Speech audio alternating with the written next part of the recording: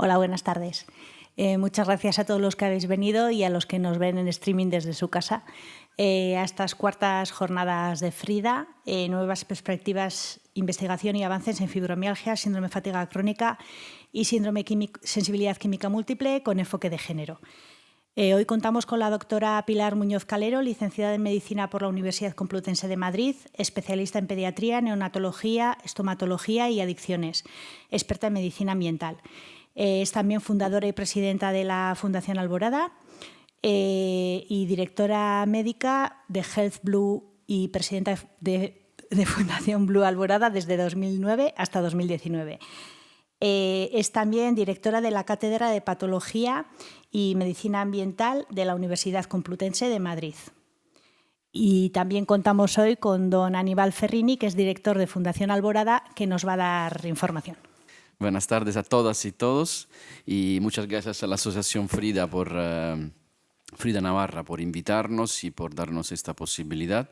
Y muy brevemente, la Fundación tiene más de 15 años trabajando en diagnóstico y tratamiento de patologías vinculadas con factores de contaminación ambiental y trabaja fundamentalmente en investigación, con proyectos de investigación, en divulgación e información y en formación a través de colaboraciones con el Ilustre Colegio de Médicos de Madrid y con la Cátedra de Patología y Medio Ambiente de la Universidad Complutense de Madrid. Aquí he traído algún material que después tendré el placer de compartirle sobre el próximo Congreso de Medicina Internacional de Síndrome de Sensibilidad Central que realizaremos en Madrid en abril del próximo año y también alguna información sobre la formación que damos a médicos y también a profesionales de la salud en estas temáticas. Muchas gracias. Bueno, ahora doy paso a la doctora Pilar Muñoz Calero. Buenas tardes. Se oye bien, ¿no? Bueno, yo me quiero colocar aquí, con lo cual no sé si se oirá. Sí, se oye igual. Me voy a poner aquí, que estoy más cómoda. Bueno, muchísimas gracias a todos por estar aquí. Muchísimas gracias a todos los que nos estén escuchando a través de streaming. Y muchísimas gracias, por supuesto, a la asociación FRIDA, que realmente la labor que hacen las personas en las asociaciones es algo impresionante. Yo siempre digo que no habríamos llegado donde hemos llegado si no fuera gracias a todas estas personas, a las personas afectadas que organizan estas asociaciones y que son luchadoras y que, bueno, y que estamos llegando donde estamos llegando, que precisamente ahora voy a empezar para que sepáis cuál es la situación actualmente, por ejemplo, en España, gracias sobre todo a todas estas asociaciones. Así que muchísimas gracias.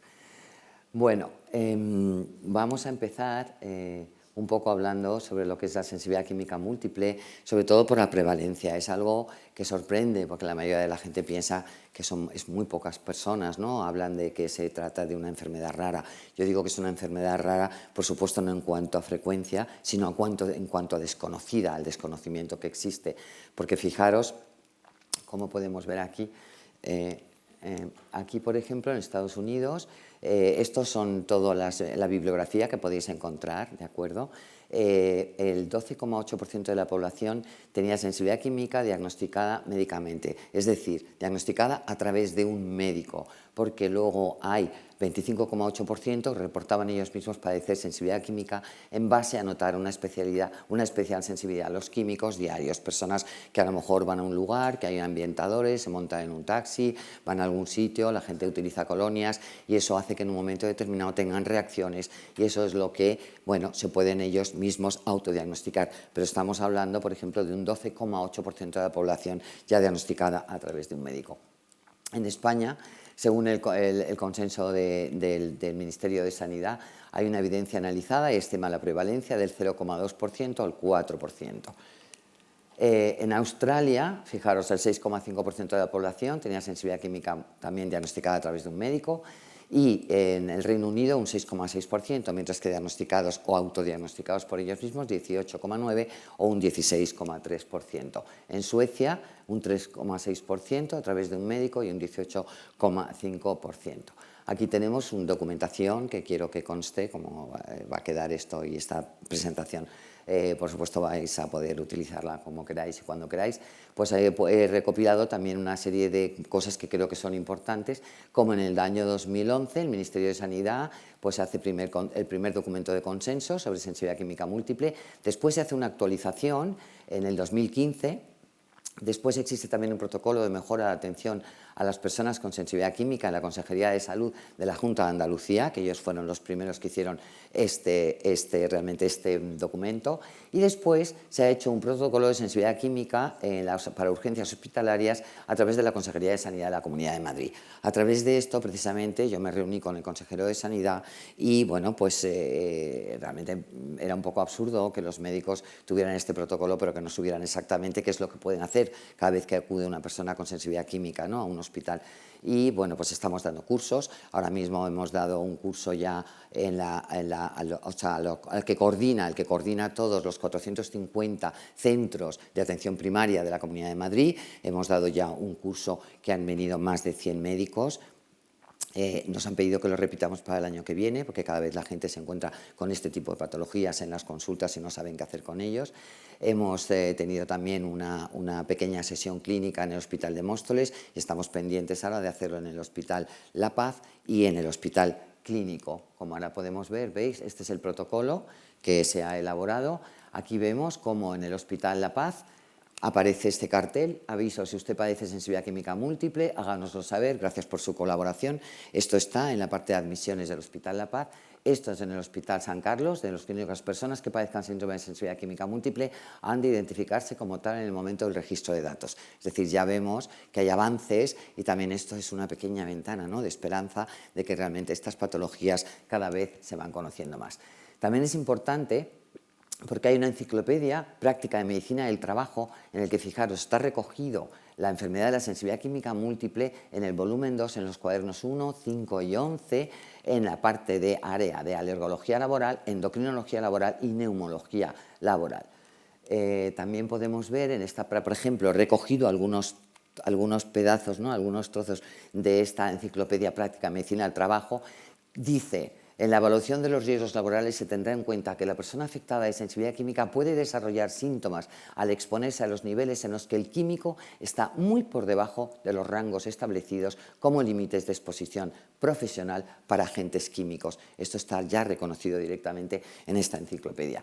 Aquí vemos también cómo es importante prevención primaria y también en la prevención secundaria evitar la amplificación, evitar estos productos para evitar la amplificación y cronificación de mecanismos de sensibilidad, junto con la evitación de exposición y reexposición a los agentes desencadenantes. Bueno, en Canadá, el gobierno de Canadá, también vemos, es un país de referencia realmente en cuanto a sensibilidad química, ha hecho muchísimos estudios y podemos ver cómo el Canada Center for Occupational Health and Safety pues han recogido mucha documentación relacionada con la sensibilidad química. Esto es muy importante, es un libro de toxicología en el que en el capítulo 92 habla sobre la sensibilidad química múltiple. Y fijaros si es importante, porque este compendio es una de las enciclopedias de toxicología que cuentan con mayor rigor, porque hay 3 toxicólogos independientes que revisan cada capítulo y no se puede meter en esta enciclopedia ni un solo capítulo que no esté revisado por estos toxicólogos. Bueno, pues hay un capítulo, el capítulo 92, con más de 280 referencias científicas, dedicada a 50 páginas a la explicación detallada de las primeras características de la enfermedad, e introduce, con respecto a otros escritos sobre la sensibilidad química, la descripción de mecanismos etiológicos para esta y otras enfermedades relacionadas, aportando interesantes estudios genéticos, estudios en modelos animales, etc. Otras referencias científicas también puedo poner. También es importante, hay una enciclopedia británica de psiquiatría que es de obligado estudio para los psiquiatras en el Reino Unido, en el que también precisamente aquí se puede descargar de forma gratuita y realmente es muy importante porque se dedica a 27 páginas en las que se citan 191 referencias bibliográficas a explicar las principales características biológicas de la enfermedad. así como otras consideraciones toxicológicas. Pasa muchas veces con enfermedades emergentes, novedosas. En su momento, por ejemplo, la esclerosis múltiple fue una enfermedad que no sé si sabéis que se tardó 14 años en ser reconocida. Era una enfermedad que cursaba brotes, uno estaba en una silla de ruedas o caminaba, entonces se pensaba que era un problema de histerismo, que era un problema de eso, una catatonia periférica, y que bueno, a estas personas se les derivaba directamente al psicólogo, al psiquiatra. Eso continuamente se está haciendo a lo largo de la carrera de medicina. Cuando no conocemos algo, cuando aparecen enfermedades novedosas, emergentes, pues directamente consideramos, como no sabemos realmente pues consideramos que son patologías de una base psicológica o psiquiátrica. Aquí podemos ver nada más bibliografía, que aquí la dejo para que podáis ver. Entonces, estamos en un momento en el cual hay muchas patologías, cada vez más, que están vinculadas, que aunque sean multicausales, pero una de las causas más importantes están vinculadas con contaminantes de nuestro entorno. Entonces, aparece lo que es la medicina ambiental. La medicina ambiental es aquella que tiene como objetivo diagnosticar y tratar patologías derivadas de la influencia y de las consecuencias del entorno ambiental en el que se desarrolla el ser humano. Estas patologías ambientales se producen como reacciones adversas a niveles ambientales de químicos tóxicos que pueden estar en el aire, en los alimentos y en el agua. Fijaros lo importante de la medicina ambiental, que en la resolución del Parlamento Europeo ya dice claramente que hay que considerar que existen nuevas enfermedades o síndromes que han surgido en los últimos años, tales como la hipersensibilidad química múltiple, síndrome de las amalgamas dentales, hipersensibilidad a los campos electromagnéticos, síndrome del edificio enfermo, del déficit de atención o síndrome de hiperactividad en niños. Esto ya está reconocido por el Parlamento Europeo. También esta Asamblea Parlamentaria reconoce la medicina ambiental como una nueva disciplina médica transversal y también habla sobre el sistema de las ambulancias verdes que existen en algunos países como Alemania, en las que cuando hay personas que no saben exactamente qué es lo que les ocurre, que van a un hospital, que les hacen todo tipo de analíticas y que ven que no les encuentran exactamente qué es lo que les pasa, acuden a hacer una anamnesis y un buen diagnóstico y una buena exploración a su vivienda o al lugar de trabajo. Porque si el medio ambiente, el entorno nos puede enfermar, es muy importante, igual que exploramos a una persona o que intentamos hacer una buena anamnesis, una buena historia clínica, tenemos que hacerlo también en el lugar de la vivienda, porque eso es lo que puede hacer darnos una gran cantidad de pistas para ver exactamente qué son los motivos por los cuales nos podemos estar enfermando. Aquí vemos una serie de patologías, como vemos es un abanico de patologías, no estamos hablando solamente de la sensibilidad química múltiple, y que tienen como denominador común estos contaminantes ambientales, sensibilidad química, autismo. El autismo, no sé si sabréis, estos son descripciones ya, datos del CDC, del Central Control Disease, una absolutamente oficial, más oficial imposible, y que habla de cómo en el año 1985, creo que fue, había 1 de cada 10.000 niños entraban dentro del espectro autista. Estamos hablando de los últimos estudios que ha hecho en el 2012, 1 de cada 42, prácticamente un niño de cada clase. Estamos hablando de que tiene enfermedades, es decir, que estamos hablando de una serie de patologías multicausales, pero una de las causas más importantes es poder ver toda la parte de la contaminación. Enfermedad de Parkinson, hay muchos estudios cada vez hechos más, cómo se vinculan, por ejemplo, con pesticidas, con algunos pesticidas, fibromialgia, fatiga crónica, Alzheimer, cáncer. Christopher Weil, que es uno de los mayores representantes del IARC, que pertenece a la Organización Mundial de la Salud, dijo unas declaraciones hace una serie de años que vino aquí para un congreso de epidemiología, que el 90% de los casos de cáncer eran de origen ambiental, 2 de cada 3 podrían evitarse. Es decir, esto es algo muy grave y esto lo ha dicho no cualquiera, sino una de las personas más importantes y más representativas precisamente de este tema. Epilepsia, asma, hiperactividad, etc. La enfermedad ambiental es el producto de 3 factores sobre todo. Somos la primera generación humana expuesta a un número incalculable de químicos sintéticos. Más de 140.000 se han liberado al mercado y solamente el 1% de ellos se ha estudiado realmente en profundidad, si son inocuos o no lo son. El resto se han liberado al mercado y ahí están. Somos la primera generación humana que hace edificios de ahorro energético y cierra herméticamente sus hogares y oficinas, cuando multitud de productos son compuestos orgánicos volátiles que están en las pinturas, disolventes, moquetas, telas, compuestos bromados, y que precisamente cuando se cierran herméticamente, cuando no se puede ventilar una vivienda, entonces esos compuestos orgánicos volátiles salen y nosotros los inhalamos y son causantes de multitud de estas patologías. Somos también la primera generación que consume una dieta muy inferior desde un punto de vista nutritivo. Dolores Raigón, catedrática de la Universidad de Valencia, ingeniero agrónomo, lleva haciendo estudios desde el año que quien tenga interés puede meterse y buscar su nombre, lleva haciendo estudios desde el año 2000 y comparando alimentos llamados ecológicos. No tendríamos que ponerle ese apellido, yo siempre digo, ¿por qué necesidad tenemos de poner un apellido? Realmente tienen que ser alimentos que no lleven tóxicos, que no lleven pesticidas, herbicidas, saborizantes, que no estén procesados, es decir, todo eso. Bueno, pues lleva haciendo un estudio, por ejemplo, para ver el valor nutricional de una naranja, su vitamina C, pues lo que llamamos un alimento que no tenga estos pesticidas, pues comparativamente a lo mejor tendrían que ser de 5 a 6 naranjas para poder conseguir el mismo valor nutricional. Es decir, que estamos de alguna manera ingiriendo muchos alimentos que están mucho más vacíos de forma nutricional y por otro lado llenos de pesticidas, de herbicidas y de todo tipo de contaminantes. Entonces, bueno, pues eso es algo que realmente es muy importante tener en cuenta porque que eso no nos vaya a afectar es un poco absurdo, ¿no?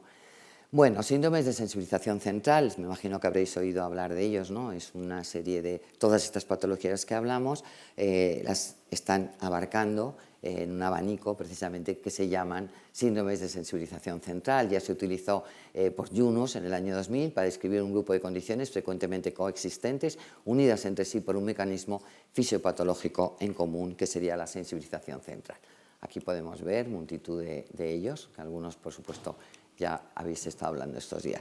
A ver, ¿por qué pongo este cuadro, ¿no? Parece muy complicado y bueno, sí puede ser complicado, pero voy a intentar resumirlo de una manera muy sencilla porque esta es la base bioquímica para poder entender muchísimas de estas patologías. El NMDA es un receptor que está prácticamente en casi todas las células del cuerpo. Es un receptor que está en el sistema inmune, en el sistema endocrino y en el sistema neurológico. Este receptor, hay muchos estudios ya que demuestran que hay un grupo de tóxicos como por ejemplo organoclorados, organofosforados, piretrinas, carbamatos, compuestos orgánicos volátiles, monóxido de carbono, mercurio, algunos otros metales pesados, excitan este receptor, ¿vale? Este receptor, como os he dicho, están en multitud de células, excitan este receptor y este receptor, una vez que es excitado por estos tóxicos, va a provocar un aumento del óxido nítrico. El óxido nítrico es un radical libre, es una molécula que lo que hace es un radical libre, es decir, va dañando a todo lo que se encuentra por el camino. Entonces, este óxido nítrico reacciona con el superóxido, que también es otro radical libre que está en el organismo, y cuando reaccionan ambos, forman el peroxinitrito. El peroxinitrito no es un radical libre, sino que es un oxidante, es una sustancia oxidativa que nos oxida. ¿Sabéis lo que es la oxidación? Nosotros nos oxidamos y por eso envejecemos y morimos. Y está relacionado con el oxígeno. Es decir, es una de las paradojas de la vida. El oxígeno nos da la vida, pero a la vez, gracias al oxígeno, nos oxidamos, envejecemos y morimos. Entonces, cuando se produce esta sustancia muy oxidativa, es una sustancia muy dañina para el organismo. Y entonces, cuando se produce un gran aumento de ese peroxinitrito, es muy importante que os acordéis de esta palabra, porque luego, cuando veamos un poco unos matices del tratamiento, vamos a ver cómo van a ir enfocado mucho para poder disminuir esta molécula de peroxinitrito, ¿vale? Entonces, se produce un aumento del estrés oxidativo. Esto va a hacer que se produzca una gran entrada de calcio en el interior de la célula. Al entrar todo ese calcio en el interior de la célula incluso puede morir, se puede producir una apoptosis celular, pero a su vez va a provocar un aumento de síntesis de una serie de citoquinas, interleuquinas, que son proinflamatorias. Por esto estas patologías tienen una base proinflamatoria, degenerativa, de hipersensibilidad y crónicas. Va haciendo una serie de reacciones con una serie de enzimas que tampoco me voy a meter ahora más allá para que no sea complicado, pero lo que quiero que veáis es que esto a su vez va a aumentar otra vez el óxido nítrico, produciendo otra vez reacción con el superóxido, es decir, se produce lo que llamamos el ciclo vicioso del óxido nítrico, ciclo de no, que es la base que justifica de alguna manera estas patologías. Luego veremos cómo el tratamiento va enfocado precisamente a disminuir este ciclo para encontrar la mejoría. Bueno, esto ya os lo he dicho. Vamos a ver ahora un poco los principios básicos que es importante conocer de la medicina ambiental. Bueno, la hormesis La hormesis es un fenómeno en el cual normalmente nosotros sabemos que a mayor dosis, mayor respuesta. Siempre os han dicho, pues mayor dosis de veneno, mayor respuesta, mayor toxicidad. Bueno, ahora ya en toxicología se ve claramente que no es exactamente así. Es decir, que hay veces que incluso a dosis más pequeñas puede producir una mayor excitación del organismo y por lo tanto a veces a dosis más pequeñas puede ser incluso más dañino que a dosis mayores. Otro de los conceptos sería la carga corporal total. Esto normalmente no se tiene en cuenta. La mayoría de los médicos en las consultas médicas no tienen en cuenta nunca la valoración de la carga tóxica, como yo tampoco lo tenía en cuenta cuando realmente desconocía todo esto, ¿no? Fijaros, es la cantidad total de contaminantes del aire, agua y alimentos que el cuerpo va a incorporar y que tiene que procesar para poder mantener la homeostasis. La homeostasis, ¿sabéis lo que es? Es esa capacidad que tiene el organismo de mantenerse en equilibrio y de alguna forma de intentar adaptarse para no entrar en el desequilibrio y en la enfermedad. Entonces es la cantidad total que tiene que realmente que tiene que procesar para poder mantener. A más carga, lógicamente, más desequilibrio de la misma. Llega un momento en el que esa homeostasis se rompe y entonces es cuando aparece la enfermedad o la patología. Aquí podemos ver un dibujo de lo que sería la carga tóxica. Estamos expuestos a multitud de sustancias tóxicas.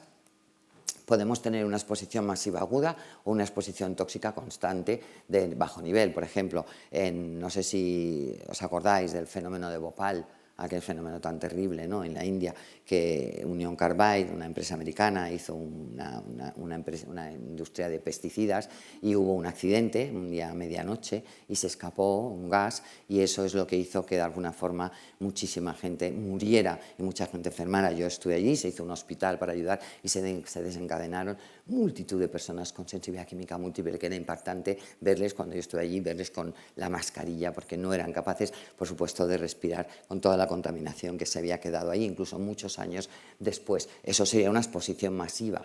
También se sabe que se han producido, por eso los primeros casos incluso se han hablado de que aparece en la sensibilidad química en los años 50.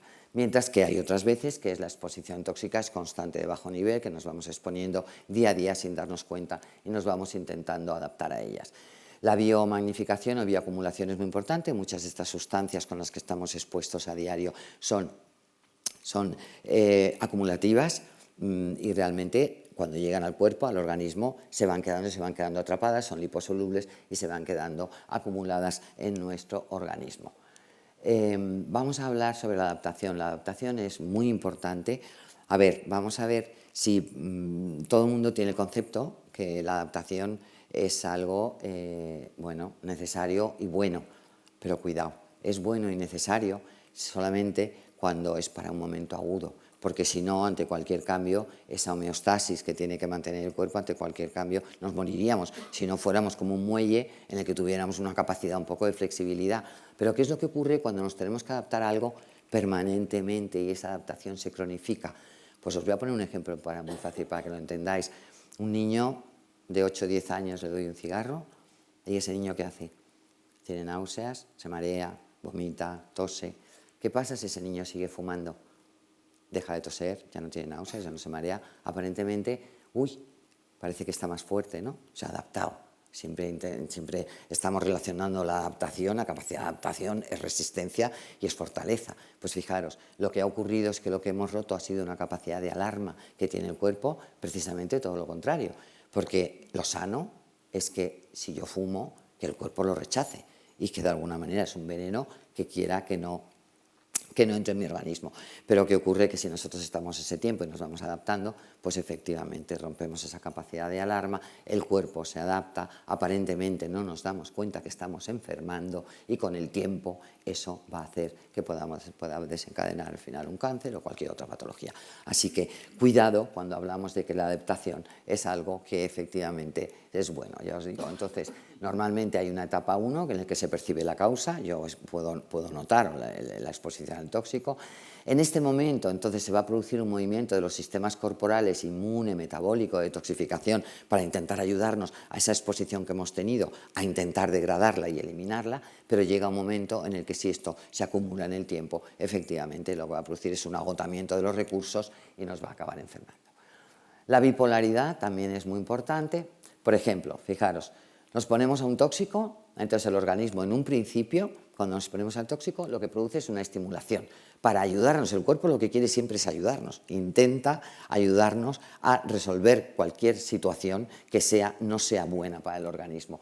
Entonces se produce una estimulación de todas las enzimas de detoxificación e incluso del sistema inmune. ¿Qué pasa si ese tóxico lo eliminamos? Pues bueno, estos sistemas enzimáticos que han empezado a estimularse, llega un momento en el que ya se acaban, se agotan, entonces se produce un síndrome de abstinencia, en el cual uno nota de repente que le falta algo. ¿Qué ocurre si en lugar de eso, el tóxico, en lugar de eliminarlo aquí, seguimos poniéndonos en contacto con él? Seguimos estando en contacto con él, tenemos una exposición diaria, pues entonces llega un momento en que el organismo se produce una ruptura de las reservas del organismo, se produce un vaciado de los nutrientes, una incapacidad para producir energía, una alteración del metabolismo y un estado de agotamiento, ¿vale? Con lo cual, por eso hablamos de bipolaridad, porque en un principio es una estimulación que se produce al principio y al final un estado de agotamiento. Fenómeno de cambio. Esto es lo que hace muchas veces que una persona cuando llega a un médico piense, el otro día lo hablábamos, ¿no? Cuando estábamos en el curso con los médicos de atención primaria, piensen que es un problema psicológico y que en el fondo son personas pues, hipocondríacas o qué tal, porque no entienden que un día una persona te venga con un dolor de cabeza, que al día siguiente te venga con un dolor de riñones, que otro día es que hoy estoy cansada, porque no lo entienden, es decir, ellos buscan siempre, no puede ser una persona que se queje de tantas cosas y de tantas cosas diferentes. Entonces, ¿por qué se explica esto? Porque por eso, imaginaros que yo estoy expuesta en un lugar donde hay formaldehído, ¿vale? Entonces yo ese formaldehído lo que me está provocando es pues una rinitis. Entonces yo tengo una rinitis, no tengo ni idea que lo que me lo está provocando es ese tóxico y me voy al otorrino y entonces me manda un corticoide o me manda lo que me mande para quitarme el otorrino. Entonces, ¿qué ocurre? Que me está quitando el síntoma, pero la causa sigue ahí, que es el formaldehído. Yo sigo expuesta al formaldehído y entonces el formaldehído, como sigo exponiéndome, pues ya lo que no va a tener ya es la rinitis, porque me he tapado esa parte del síntoma, pero a lo mejor voy a empezar con un dolor de cabeza. Entonces, esa misma causa puede ir migrando, porque como no la eliminamos, seguimos, y eso es lo que llamamos el fenómeno de cambio, y eso es el desconocimiento que tienen muchas veces los médicos, que desconocen que esta es una de las causas por las cuales podemos encontrar esos síntomas que van cambiando de un órgano a otro. El fenómeno de expansión también es importante. Muchas veces las personas con sensibilidad química primero empiezan con que no toleran a lo mejor el tabaco, no toleran la lejía o no toleran, y al final acaban teniendo problemas y prácticamente ya dejan de tolerar cualquier cosa, incluso a veces pues cosas a dosis muy pequeñas. Esto es porque al seguir poniéndonos en contacto con todo ello, pues se produce un fallo de los mecanismos de desintoxicación, aparece una lesión de las barreras de protección también por exposición excesiva, aparece una desregulación hormonal y todo va haciendo hasta el final que vayamos produciendo una sensibilidad creciente a más cosas y de una manera más intensa.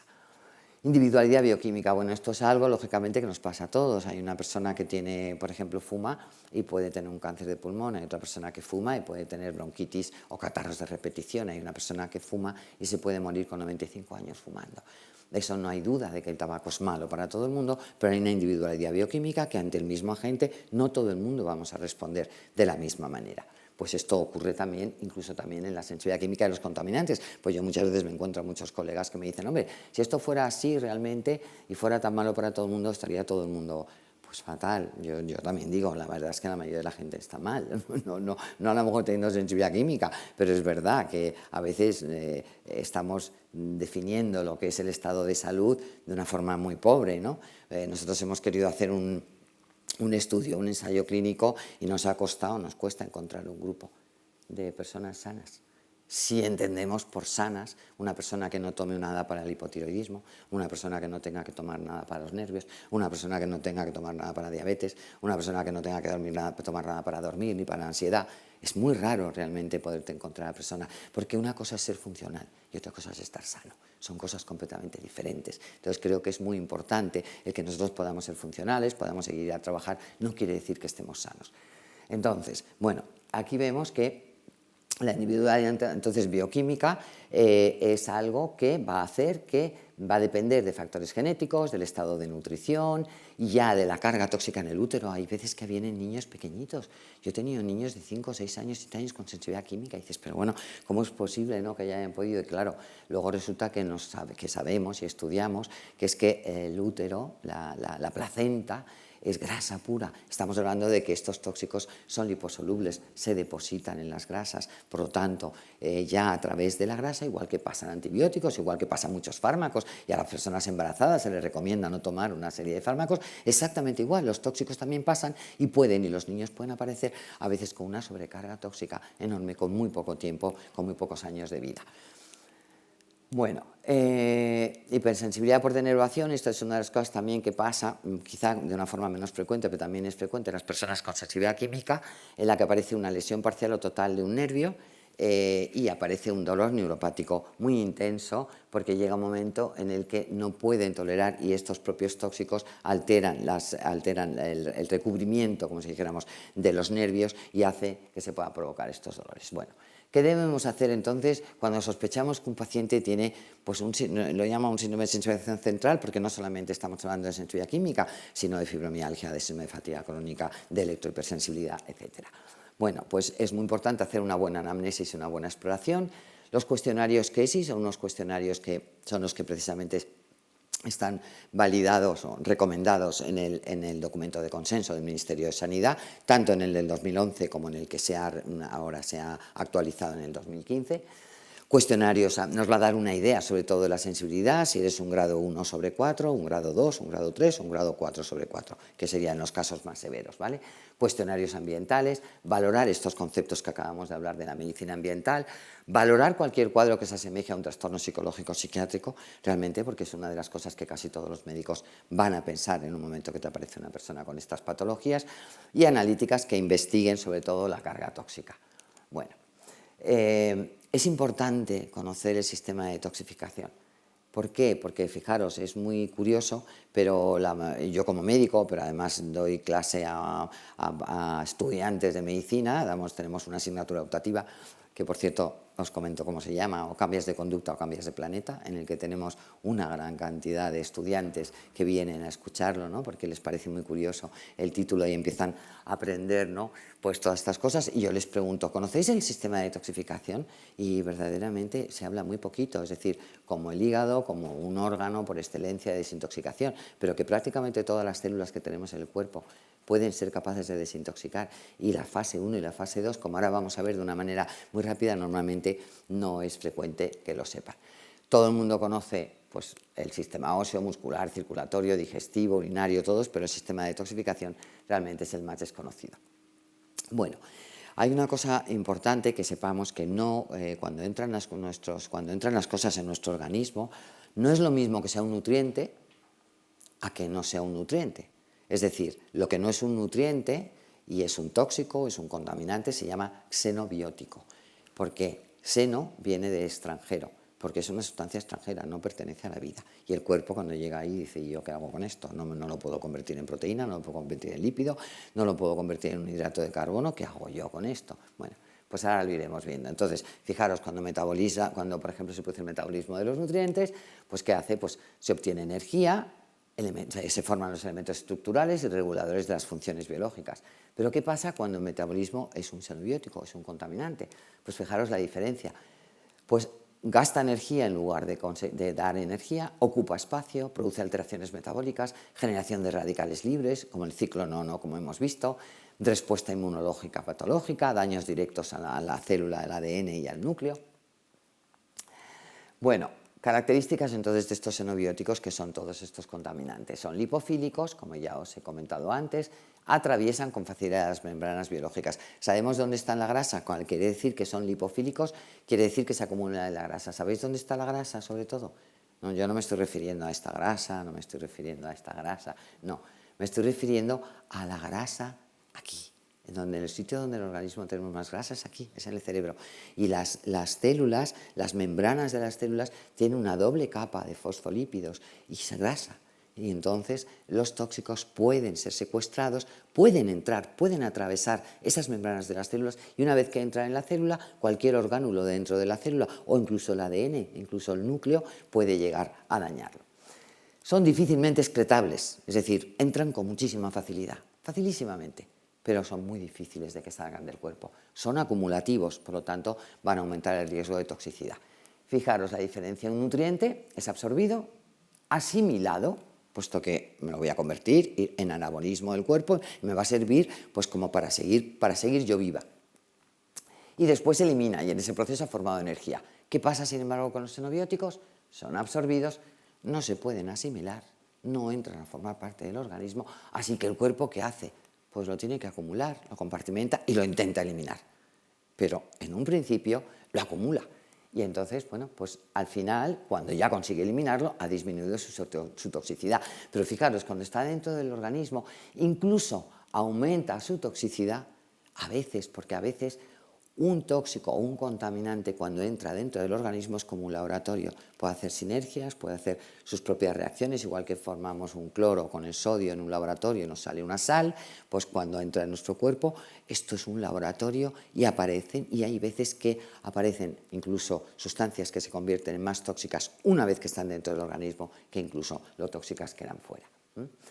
Bueno, vamos a ver esto. Esto es muy bonito, es muy sencillo, es bioquímica, porque una de las cosas que yo tuve que hacer, por supuesto, para poder entender esto es estudiar bioquímica, cosa que en la carrera de medicina tenemos una sola asignatura en primero y ni siquiera sabemos muy bien para qué sirve cuando la estudiamos, porque todavía no estamos preparados para entender en ese sentido, ¿no? Pues vamos a ver qué pasa cuando un xenobiótico entra en el cuerpo. Hay dos fases, ¿vale?, de desintoxicación, que es lo que os contaba. La fase 1 y la fase 2. ¿Qué pasa? Que estamos hablando de que los xenobióticos son liposolubles, ¿vale?, solubles en grasa. Entonces, ¿qué es lo que se va a producir en la fase 1 para poder eliminarse por la fase 2? Convertirlos, ¿qué es más fácil que el cuerpo los elimine siendo liposolubles o hidrosolubles? A través de la orina, a través del sudor. Es mucho más fácil que se convierten en sustancias hidrosolubles que liposolubles para poder ser eliminados. Entonces, ese es el mecanismo que hace el cuerpo. La fase 1 la utiliza, una serie de reacciones bioquímicas y transforma esos xenobióticos liposolubles en hidrosolubles para poder ser mejor eliminados, ¿vale? Entonces, entra el xenobiótico y su camino normal para degradarse se degrada alcohol. Esto pasa al aldehído, esto acetato, ácido y luego a orina. Esto es lo normal, lo que suele ocurrir, ¿no?, lo frecuente. ¿Qué ocurre? Imaginaros que nosotros estamos en esta ruta y estamos en un lugar, por ejemplo, nos metemos un día pues en un sitio donde haya mucho aglomerado, sustancias aglomeradas, esas maderas que no son macizas, sino que están aglomeradas, que tienen esos pegamentos. ¿Dónde está más el formaldehído? Bueno, pues el formaldehído es ubicuo, está en muchísimos sitios, pero por ejemplo en la ropa nueva también, para que se conserve mejor. Bueno, pues ¿qué ocurre si estamos en contacto? Además, estamos eliminando algún xenobiótico con el que nos hemos puesto en contacto y además, encima estamos en lugares donde haya una gran cantidad de formaldehído. Además, las aminas biógenas, que sabéis lo que son los neurotransmisores, adrenalina, noradrenalina, acetilcolina, dopamina, seguro que habéis oído hablar de eso, cuando uno tiene miedo, cuando uno se tiene que concentrar, es decir, estamos continuamente sintetizando esos neurotransmisores. Pues la degradación de esos neurotransmisores, su metabolito final es aldehído. Una peroxidación de lípidos, bueno, que eso es más complejo, pero también no es un paso del metabolismo del organismo, también se va a producir en aldehídos. ¿Qué es lo que ocurre entonces cuando esta ruta de aldehídos está muy sobrecargada? Pues además de seguir bajando por aquí, tiene tal acumulación que el organismo utiliza una vía retrógrada y empieza a producir más cantidad de alcohol y entonces forman lo que se llama un hidrato de cloral. ¿Que sabéis lo que es eso? Cuando esta ruta está sobrecargada por esto, estamos generando alcohol dentro. Y es esa sensación a veces de resaca, esa sensación de que, ay, qué pensamiento tengo nublado, me cuesta discernir, no tengo lucidez, qué sensación, tengo una sensación como si hubiera bebido, como cuando uno tiene una resaca y realmente no ha bebido. Esa sensación que es muy frecuente en las personas con sensibilidad química es precisamente por esto mismo, porque está sobrecargada esta ruta precisamente por un acúmulo de xenobióticos y lo que va a hacer es tener esa sensación. Además, cualquiera de estos pasos va a necesitar una serie de enzimas, ¿vale? Específicas, y además va a necesitar una serie de oligoelementos y de minerales, de los cuales normalmente estamos muy deficitarios. Entonces, precisamente porque tomamos muchos alimentos que están vacíos de estos nutrientes, por lo que hemos comentado antes. Por lo tanto, muchas de estas rutas están sobre todo sobrecargadas. Algunas veces, cuando esto está sobrecargada, se produce otra ruta que sería la epoxidación. Y es una ruta en la cual, cuando algunos pesticidas, por ejemplo, se acaban metabolizando por esta ruta, se puede aparecer con más frecuencia cáncer o algunas otras enfermedades ambientales. Entonces, lo que hemos hablado es que pasamos de la fase 1 a la fase 2 cuando necesitamos una mayor hidrosolubilidad, porque por este proceso todavía no hemos conseguido convertirlo de liposoluble a hidrosoluble, necesitamos la fase 2. Esta fase 2 aparece en unas fases de conjugación y eso quiere decir que hay una serie de metabolitos endógenos que atrapa a los tóxicos, se junta con ellos, por eso se dice conjugación. Me conjugo con ellos y los elimino, porque solos no pueden salir. Es como que me tengo que montar encima de un taxi o encima de alguien para que me ayude a salir del cuerpo, ¿vale? Entonces, esa sería la segunda etapa. Y en esa etapa es necesario también una serie de minerales, oligoelementos, como sería, por ejemplo, el selenio, el azufre, el magnesio, etc. Bueno, cualquiera de estas vías puede estar dañada o puede estar bloqueada. Una de las cosas que acabamos de decir es el efecto clínico del acúmulo de los aldehídos, ¿verdad? Hemos dicho que se puede producir eso. Fijaros estos síntomas son muy frecuentes, os van a sonar a muchos de vosotros. Personas que te vienen con una sensación de rubefacción facial y corporal, taquicardias, escalofríos, parestesias, a veces por alteración de las catecolaminas, nerviosismo, pánico, cambios de humor, a veces sensación de dopado, mareado, desconcentrado, dubitativo, deprimido sin razón. Todo esto tiene que ver con este acúmulo de aldehídos, que es una de las cosas que acabamos de ver. Bueno, todo tiene que ver esto con el acetaldehído, pero fijaros, el acúmulo de acetaldehído por sí mismo puede ya explicar el fenómeno de la sensibilidad química. Si hay una sobrecarga en esta vía desintoxicante, las personas se vuelven más y más sensibles cada vez a más químicos y cada vez a dosis más pequeñas. Bueno, estas son las fases de desintoxicación, fase 1 y la fase 2, como os he dicho. Lo peor es que la fase 1 sea muy rápida y la fase 2 sea muy lenta. Nosotros hacemos análisis en los cuales valoramos cómo eres, si eres un metabolizador lento, medio, rápido, que si, por ejemplo, en un momento determinado la fase 1 es muy rápida. ¿Qué pasa? Porque si la fase 1 es muy rápida, la fase 1 para convertir, como os he dicho, sustancias liposolubles en hidrosolubles, produce una serie de reacciones químicas y la sustancia se convierte en hidrosoluble, pero es como más reactiva. Entonces, si es muy rápida, pero luego la fase 2 es muy lenta, se queda durante mucho tiempo esa sustancia, ese contaminante en el organismo, que es más reactivo que al principio y nos puede dañar más. Por lo tanto, este sería el mayor riesgo. Lo mejor es que la fase 1 sea igual que la fase 2 o que incluso sea más lenta que la fase 2. El estudio del sistema digestivo, circulación enterohepática, ¿vale? Bueno, cada vez hay más estudios que relacionan enfermedades de diferentes índoles con las alteraciones de la microbiota intestinal. Es absolutamente imprescindible que a las personas con estas patologías se les haga un estudio del intestino. Normalmente en el 100%, por lo menos en mi experiencia de los pacientes, tienen problemas y alteraciones a nivel intestinal. Entonces es enormemente importante. Bueno, los seres humanos viven en un ambiente lleno de microbios y están en contacto permanentemente con multitud de bacterias y en menor medida con virus, hongos y protozoos. La mayoría de estos microorganismos son saprofitos, viven con nosotros, no nos hacen daño, conviven bien, siendo sus hábitats el suelo, el aire, partículas de polvo, agua y los alimentos. En general no causan enfermedades a los seres humanos, pero cuando el sistema inmune se ve comprometido por factores ambientales, tóxicos, estos contaminantes de los que estamos hablando, estos microorganismos pueden volverse patógenos o sensibilizantes, como se ve con frecuencia en una parte de los pacientes sensibles químicamente. Tenemos una flora transitoria que consiste en aquellos microorganismos que son habitantes durante cortos periodos de tiempo, de horas o días. El ambiente es la fuente de esta flora transitoria. Esta flora solamente va a durar durante un tiempo, ¿vale? Estos microorganismos son de poca importancia clínica en un anfitrión con una flora normal establecida. Si nosotros tenemos una flora normal, pues esta microflora transitoria dura un tiempo, luego desaparece y se acabó. Pero ¿qué ocurre si la flora nuestra, residente, está suprimida por estos contaminantes, por ejemplo, se suprime? Entonces da lugar a que esta flora transitoria, que se tendría que ir y desaparecer, por eso se llama transitoria, le da la oportunidad para proliferar y provocar una enfermedad. bien por sensibilización o bien provocando algunas infecciones. Muchísimos pacientes sensibles químicos se han vuelto sensibles incluso a su propia flora. Reaccionarán de forma adversa a bacterias individuales como la Escherichia coli, Proteus, etc. Hay una serie de relaciones que son importantes porque con la flora bacteriana, que pueden ser las relaciones, hay relaciones que son beneficiosas y relaciones que no son beneficiosas. Las relaciones beneficiosas incluyen mutualismo, comensalismo, estimulación inmune, inhibición competitiva de patógenos no residentes y antibiosis. Y entre las no beneficiosas se van a incluir las sinérgicas, producción de endotoxinas, patógenos oportunistas o la fuente de carcinógenos. Vamos a describir un poquito cada una de ellas para que lo entendáis. Por ejemplo, el mutualismo es una relación simbiótica que beneficia tanto al anfitrión como al parásito. Es decir, tenemos más cantidad de bichos, por llamarlo de alguna manera, de microorganismos en nuestro intestino que células en el cuerpo.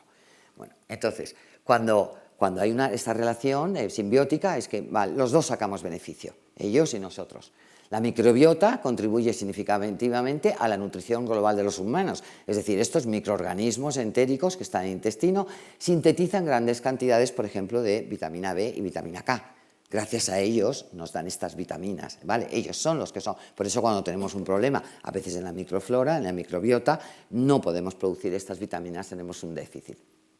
En respuesta a esta parte beneficiosa que nos dan los microorganismos, los intestinos, es decir, nosotros vamos a proporcionarle a ellos, a estos microorganismos, nutrientes, humedad y una óptima temperatura de cultivo. Es decir, nos estamos beneficiando ambos. Esto sería un equilibrio. La sobrecarga tóxica va a alterar la microbiota de los intestinos y va a causar un déficit de esta vitamina B en algunos pacientes con sensibilidad química. El comensalismo. El comensalismo es una relación en la que una especie se beneficia mientras que la otra no se ve afectada. No se beneficia, pero no se ve afectada. En la anterior los dos se benefician y en la otra uno se beneficia, pero la otra, aunque no se beneficia, por lo menos no se ve afectada. La sobrecarga tóxica puede provocar un desequilibrio en esta relación, causando un mal funcionamiento del intestino. Estimulación inmune. Como consecuencia de una sobrecarga tóxica se va a producir un desequilibrio en la relación comensal y como resultado se va a producir una estimulación inmune. Es lo que habíamos hablado antes. Si yo me expongo un tóxico, en un momento determinado el organismo, para ayudarme, va a empezar a sintetizar una serie de enzimas y una serie de elementos del sistema inmune para ayudarme. Lo mismo pasa en este caso, pero sin embargo esto puede estar alterado en personas con sensibilidad química. La inhibición competitiva. Pues la inhibición competitiva de patógenos puede bloquear los sitios receptores en las membranas mucosas, haciéndolos por ello inaccesibles para los patógenos. Por lo tanto, es una cosa que nos beneficiaría, pero la sobrecarga tóxica puede alterar fácilmente esta función. La antibiosis. La antibiosis es una interacción que consiste en la imposibilidad de vivir unos organismos en las inmediaciones de otros. Es decir, si nos juntamos nos vamos a matar unos con otros. No podemos convivir juntos. Debido a que unos de ellos, segregan una sustancia que va a provocar la muerte de aquellos. Por ejemplo, se pueden formar productos finales como peróxido de hidrógeno, ácidos, que no permitan que se establezcan patógenos no residentes, con lo cual nos beneficia, porque está produciendo eso y está sirviéndonos de defensa para que no crezcan al lado sustancias patógenas que nos puedan dañar. Esto normalmente está afectado a la gente con sensibilidad química y no lo tiene, no funciona de forma adecuada. Las relaciones no beneficiosas, pues las sinergias, que normalmente no son beneficiosas, la producción de endotoxinas. Con la sobrecarga tóxica pueden producirse endotoxinas, especialmente desde la flora intestinal, resultando en endotoxemia e hipersensibilidad a las citadas endotoxinas. Estas interacciones tampoco son beneficiosas, entonces la flora normal aprovecha esta oportunidad volviéndose patógena, dando una variedad de manifestaciones. Patógenos oportunistas que aparecen cuando se deteriora el mecanismo de defensa del anfitrión, que eso ya lo sabéis todos. Y fuente de carcinógenos. Fijaros, la exposición a carcinógenos ambientales, que son comunes en el aire, en los alimentos o en el agua, resulta una relación no beneficiosa, lógicamente, entre el anfitrión y la flora.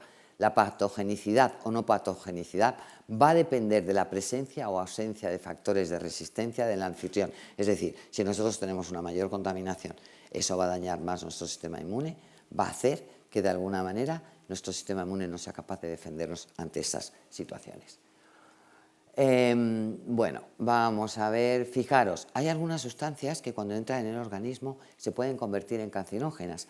Por ejemplo, un edulcorante artificial, el ciclamate, sulfato de ciclohexamina, se modifica a ciclohexamina activa, que es carcinógena de la vejiga, por una serie de enzimas que existen en esta flora bacteriana. Es decir, que ya es bien sabido que hay muchas sustancias que al ponerse en contacto con nuestros intestinos, con esta flora, pueden tener una serie de reacciones que se puedan convertir incluso en sustancias carcinógenas. El daño tóxico a la microbiota puede tener efectos significativos en el metabolismo de todo el cuerpo y ayudar a regular el grado de sensibilidad química que se desarrolle. La alteración resultante de la flora va a influir entonces en la producción y absorción de ciertos nutrientes, incluyendo vitaminas, minerales, aminoácidos, y la salud del individuo se va a ver comprometida. Por eso, normalmente las personas con sensibilidad química responden también y mejoran tanto cuando les damos micronutrientes, vitaminas, minerales, oligoelementos por vía intravenosa, no por vía intestinal, porque no funciona bien el intestino. Y cuando les damos estas dosis a través de sueros intravenosos, realmente mejoran porque hay una gran cantidad de causas por las cuales producen esta depleción de todos estos nutrientes, que ¿qué es lo que van a estar comprometiendo? De entrada, como hemos visto antes, nuestras vías de desintoxicación. Si estamos necesitando, como hemos visto antes, selenio, molibdeno, zinc y magnesio, y nosotros no tenemos esos nutrientes, ¿qué va a pasar? Que no vamos a ser capaces de desintoxicar. Esa carga tóxica va a subir cada vez más, cada vez vamos a tener más atasco de tóxicos en nuestro organismo y cada vez va a producir una mayor capacidad de desarrollar esta sensibilidad química. Bueno, vamos a ver, vamos a quitar algunas cosas porque esto ya es... bueno, vamos a hablar un poquito de estas enzimas desconjugantes que son importantes en el intestino, porque vais a ver qué es lo que pasa. Nosotros tenemos de una manera sencilla, voy a intentar explicaros, tenemos en la microflora, ¿vale? En la microbiota, tenemos una serie de diferentes tipos de familias, como si dijéramos. Una serían las que nos van a defender desde el punto de vista inmunológico, nos van a proteger, van a segregar moco, y hay otras que se llaman, que es la familia proteolítica. Esta familia de microorganismos, de las proteolíticas, normalmente con los años van aumentando. ¿Por qué? Fijaros, una de las cosas que hacen, estas que se encargan de hacer, es que van a sintetizar una serie de enzimas, como vemos aquí, sobre todo la beta-glucuronidasa, ¿vale? Entonces, cuando sintetizan esas enzimas, lo que van a hacer es... ¿Nosotros qué pasa cuando vamos teniendo más años? Una de las cosas que nos ocurre es que tenemos menos cantidad de estrógenos, ¿verdad? Además de perder otra serie de cosas, pero una de las cosas que nos ocurre cuando ya tenemos la menopausia, etcétera, es que tenemos menos cantidad de estrógenos. Entonces el cuerpo, de forma inteligente, va a sintetizar estas enzimas, como la beta-glucuronidasa, porque lo que intenta es... Cuando hemos visto en la fase 1 y la fase 2, hemos visto que en la fase 2 se produce una conjugación, ¿vale? También los estrógenos se conjugan para intentar ser eliminados por cuerpo, y cuando llegan al intestino, lo que hacen normalmente estas enzimas es desconjugar. Lo quitan, lo rompen y entonces retienen por la circulación enterohepática otra vez los estrógenos, de tal manera que los estrógenos vuelven otra vez a nuestro cuerpo.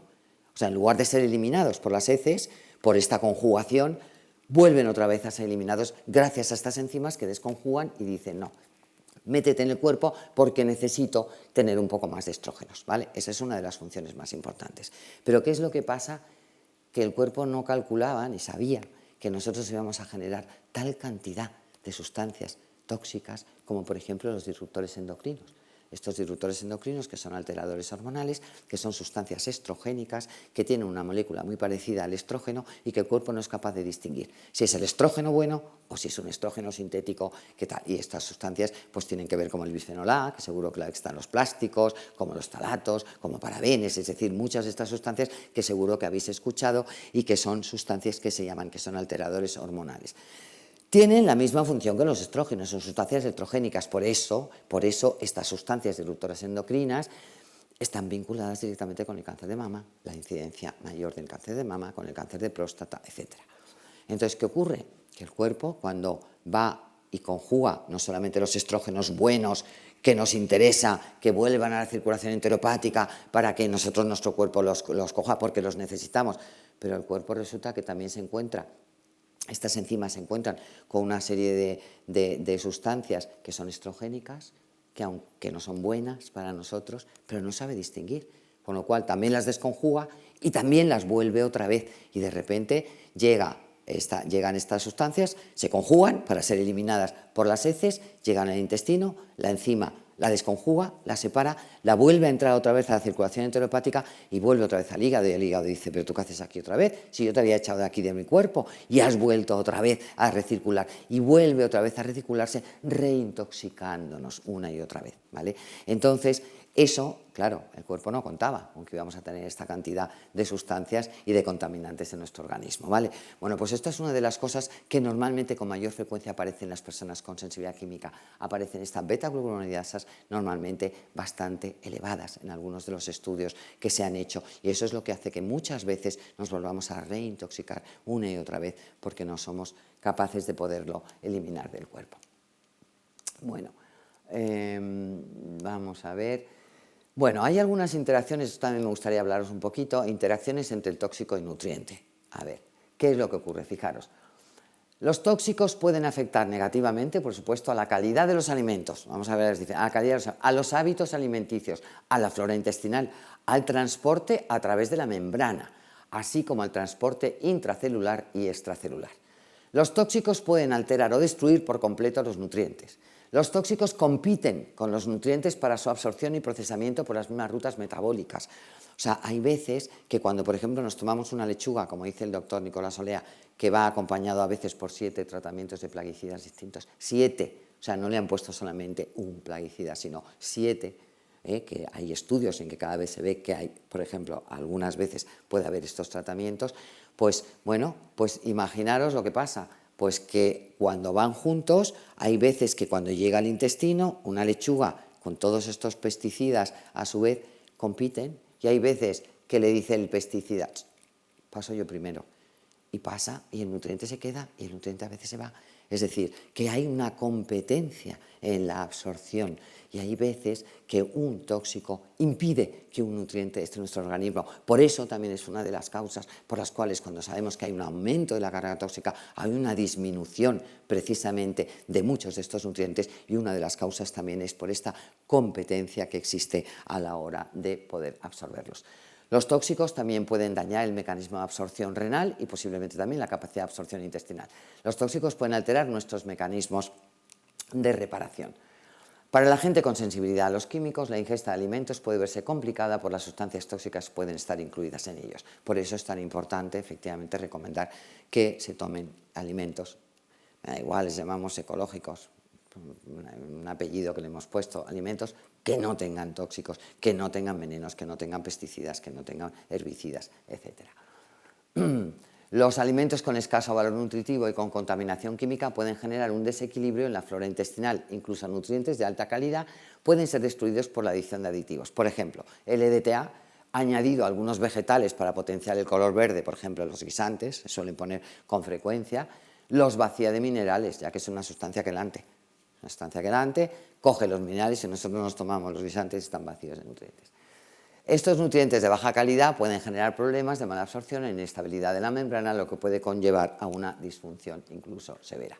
La mayoría de los pacientes sensibles tienen intolerancia a una gran cantidad de alimentos. Debido a esto, limitan también la variedad de ingestión. En los individuos con químicamente sensibles a los tóxicos pueden actuar directamente sobre los nutrientes de forma deletérea, pueden interferir en los mecanismos de transporte y condicionar problemas. Bueno, esto ya lo hemos visto. Hay evidencia de que algunos contaminantes ambientales, algunos químicos, pueden actuar como antimetabolitos, contribuyendo al déficit de la vitamina B6. Es uno de los complejos más importantes, de las vitaminas más importantes que tenemos que dar, y preferiblemente, como os digo, por vía intravenosa. Puede haber una absorción competitiva, esto ya lo hemos hablado, esto también. Vale. La malnutrición en mayor o menor grado es una constante en la sensibilidad química severa. En algunas ocasiones plantea incluso la necesidad de nutrición parenteral o enteral con el objetivo de recuperar un mínimo equilibrio de nutrientes antes de iniciar cualquier otra medida terapéutica. ¿Qué es lo que ocurre? Por ejemplo, a mí me han venido pacientes pues, con un sobrepeso, y dicen, es que da igual, es que aunque no coma prácticamente, aunque haga dieta, es que no consigo adelgazar, es que no consigo perder, y enseguida lo recupero. ¿Qué hace el cuerpo? El cuerpo, una de las cosas que hace es, pues, os vuelvo a repetir, que intenta salvarnos de situaciones, pues ¿qué es lo que hace? Retiene muchas veces los tóxicos y como los retiene con grasa y los retiene con agua. Si nosotros tenemos un tóxico más diluido, es menos peligroso que si está muy concentrado. Por lo tanto, la manera que tiene es de retener grasa y retener líquido. Entonces, es curioso como a veces algunas personas simplemente eliminando y haciendo un buen control ambiental han perdido hasta 6 kilos en un mes sin hacer ninguna dieta. Eso es una cosa que se ve con muchísima frecuencia. ¿Qué es lo que ocurre? Que normalmente esta grasa y esta retención de líquidos que tenemos lo que nos hace es que nos salva de situaciones más graves, porque mientras que los tóxicos estén secuestrados a través de la grasa y del líquido, pues nos está evitando que esos tóxicos vayan a lugares mucho más peligrosos, a órganos vitales. Entonces, de alguna manera, pues nos está intentando proteger. Pero claro, por otro lado tenemos el problema, que entonces, ¿qué es de lo que se trata? Se trata de eso y ayudar que a la vez que pierde esos tóxicos, ayudarles a que esos tóxicos sea posible que se eliminen del organismo. Bueno, esto vamos a pasar tratamiento. Vamos a pasar un poquito al final, ¿no? El tratamiento, porque creo que es interesante, sobre todo que veamos un poco cuando hemos hablado de la base, ¿no? De todas estas patologías con el ciclo el ciclo del óxido nítrico, veamos cómo es importante intentar llevar a la baja en lo posible este ciclo. Bueno, es fundamental disminuir la carga tóxica, sin duda. El primer paso de tratamiento es tratamiento, no es una recomendación, ya es tratamiento. Mucha gente empieza a mejorar cuando empiezan a eliminar los tóxicos de su entorno. Terapia de sueros de reposición de nutrientes por vía intravenosa, que ayudarán a la desintoxicación, vitamina C, ahora veremos un poco más en detalle esto. Saunas, también es importante hacer un poco de ejercicio, siempre que se pueda, me da igual, aunque sea caminar un poco. Lo que van a hacer es salir esos tóxicos de la grasa al torrente circulatorio. Entonces, una vez que está ahí, nos metemos en la sauna y se produce una vasodilatación y es una de las vías más importantes para eliminar, por ejemplo, los pesticidas. Es muy importante, y algunos metales pesados. Ahora, siempre y cuando hay que tener cuidado también, porque también se pierden muchos minerales, es decir, hay que empezar muy poco a poco, es decir, que todo esto también es importante que esté controlado. Dieta rotatoria. La dieta rotatoria es una herramienta valiosísima. Una de las cosas que ocurre es que la mayoría de las personas con sensibilidad química tienen sensibilidad a muchísimos alimentos y eso se ha producido y se produce también por repetir mucho un alimento. Vamos a ver, si nosotros, por ejemplo, como el ejemplo que os he puesto antes de una persona que fuma, un niño que le doy cigarro y fuma y al principio tose, le sigo dando de fumar, deja de toser, parece ser que se ha adaptado y ya parece que el tabaco no le hace daño. ¿Se ha adaptado? ¿Le hace daño? Sí, pero simplemente no lo nota. Eso nos pasa con los alimentos. Es decir, cuando nosotros repetimos mucho un alimento, imaginaros que yo no tolero el arroz y me lo tomo. Y es como al principio con ese niño que ha fumado, ¿no? Entonces, a lo mejor yo reacciono. Si yo sigo tomando ese arroz todos los días, me va a pasar como ese niño. Ya mi cuerpo va a dejar de responder hacia afuera. No va a tener signos de respuesta hacia afuera, pero sí que va a poder hacerme daño si yo estoy reaccionando a ese alimento por dentro. Entonces, ¿qué es lo que nosotros hacemos? Que es una de las cosas más importantes y es una herramienta tanto diagnóstica como terapéutica. Esa dieta rotatoria, que es muy sencillo, eso lo puede hacer todo el mundo. Yo si como el lunes arroz, el martes no, el miércoles no, el jueves no, el viernes vuelvo a repetir el arroz. Si yo como huevos el lunes, el martes no, el miércoles no, el jueves no, el viernes sí. Es decir, dejamos un tiempo suficiente para ¿qué? Porque es diagnóstico, porque si yo, por ejemplo, tomo el lunes arroz y dejo varios días sin tomarlo y vuelvo a repetir el viernes o el sábado el arroz, si reacciono a él voy a seguir reaccionando. Es que sí, es como si una persona fuma y en lugar de seguir fumando todos los días, deja un tiempo sin fumar, cada vez que coja un cigarro seguramente va a toser, porque deja al cuerpo que no llegue a adaptarse ni a acostumbrarse a ello. Por lo tanto, es una dieta diagnóstica porque nos va a decir qué alimento es el que nosotros no toleramos y también terapéutica, porque cuanto más repitamos un alimento, más nos vamos a sensibilizar a él. Con lo cual, nos está sirviendo para ambas cosas, diagnosticar qué es lo que me sienta mal y a la vez tratarme, si de alguna manera, para evitar que yo me sensibilice a más alimentos. Por lo tanto, eso es muy importante. A ver, es una tendencia, a veces es muy complicado. Yo a veces a mis pacientes les digo que hagan una dieta rotatoria muy rigurosa cuando de verdad están muy mal, cuando no son capaces de prácticamente de tolerar nada, cuando ya veo, pues entonces muchas veces pues efectivamente tiene que ser tan rigurosa que no solamente hay que tener en cuenta, por ejemplo, si yo tomo huevo el lunes, el martes, miércoles, jueves, no, el viernes sí, sino el pollo, por ejemplo, es familia del huevo. Entonces, si yo tomo, por ejemplo, imaginar, o sea, ya se complica más porque ya metemos las familias. Entonces, si yo tomo huevo el lunes, no tengo que esperar a tomar pollo 4 días, porque es familia, no es el propio huevo. Pero como es familia, dejo un día que no tomo y al día siguiente tomo pollo, porque es familia. ¿Lo entendéis? Bueno, eso sería más o menos. Entonces, hay unos alimentos en los cuales se sabe cuáles son las familias, y realmente es una herramienta que la puede hacer todo el mundo en su casa y es muy, muy valiosa. Y os puedo asegurar que haciendo una dieta rotatoria ha habido muchas personas que han conseguido mejorar mucho. Bueno, los test de sensibilidad para poder averiguar a qué eres sensible o no, y luego disminuir los factores estresantes o desencadenantes del ciclo no o no. Estos serían un poco para disminuir estos factores. ¿Os acordáis del ciclo no o no? Que se producía un estrés oxidativo al final. Esto se trata con vitamina C, vitamina E y otros antioxidantes. Ahora lo veremos un poquitito más despacio. Vamos a producir, también se va a producir un proceso proinflamatorio, ¿os acordáis que se liberaban la síntesis de interleuquinas y de citoquinas inflamatorias? Por lo tanto, son dando antiinflamatorios de forma natural, como serían, por ejemplo, los omega 3. Luego, pues para la disfunción mitocondrial, que suele haber pues, acetilcarnitina, coenzima Q10, niacinamida. Para intentar bajar el peroxinitrito, que está muy alto, pues también las saunas ayudan a bajar el peroxinitrito, ayuda también el folato, y para ayudar también a bajar el óxido nítrico, pues por ejemplo, normalmente se suele utilizar elevadas dosis de vitamina B12. Vamos a ver simplemente, por ejemplo, la vitamina C. El ascorbato, la vitamina C, puede actuar de varias formas distintas para disminuir estos efectos del ciclo no o no. El ascorbato es un secuestrador del peroxinitrito, ¿os acordáis? Que sobre todo lo que va a provocar este ciclo es un aumento del peroxinitrito, que es una sustancia muy oxidativa que nos hace tener mucho daño a los tejidos, y eso es lo que va a provocar la base bioquímica de todo el proceso. Entonces, nos va a ayudar a secuestrar este peroxinitrito, por lo tanto va a bajar ese peroxinitrito y nos va a ayudar a que todo el proceso proinflamatorio pueda ir disminuyendo. El ascorbato a altas dosis, suministrado por vía intravenosa, porque por vía oral normalmente, pues, en cuanto tomamos una cantidad determinada de vitamina C, pues la mayoría de las veces podemos producir una diarrea, un despeño diarreico, o no se va a absorber de la misma manera, o podemos tener a lo mejor dolores o molestias. Entonces la vía ideal, como os decía antes, la vía intravenosa. Entonces, bueno, pues es muy importante porque va, como os he dicho, va a absorber y va a disminuir el peroxinitrito. El segundo efecto también que provoca la vitamina C se